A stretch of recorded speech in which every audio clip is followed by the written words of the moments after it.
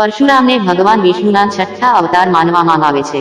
ભગવાન પરશુરામ અંગે એક વાર્તા પ્રસિદ્ધ છે કે તેમણે તત્કાલીન અત્યાચારી અને નિરંકુશ ક્ષત્રિયોનું 21 વખત સંહાર કર્યો હતો.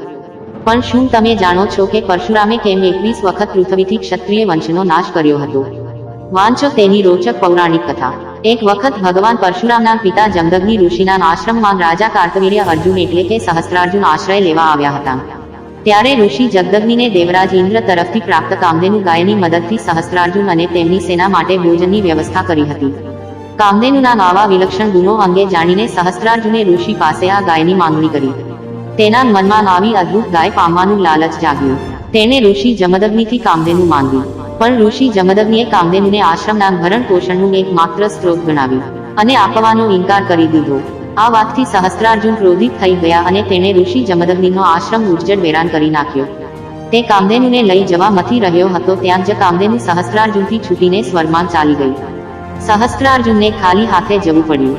પરમ તપસ્વી જમદગ્નિએ તેમના સંત ચરિત્રના કારણે સહસ્ત્રાર્જુનનો કોઈ વિરોધ કર્યો નહીં અને તપ કરતા રહ્યા. પણ આ ઘટના બાદ જ્યારે પિતૃભક્ત પરશુરામ ત્યાં પહોંચ્યા અને તેમની માતાએ આખી વાત કરી અને પરશુરામ માતા પિતાના અપમાન અને આશ્રમની સ્થિતિ જોઈને ખૂબ જ ક્રોધ આવ્યો હતો.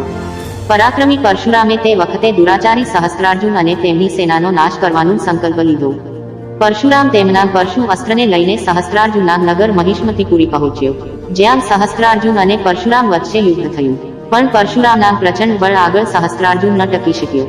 ભગવાન પરશુરામે દુષ્ટ સહસ્ત્રાર્જુનની 1000 ભુજાઓ અને ધડ પરશુથી કાપીને તેનું વધ કરી નાખ્યું હતું.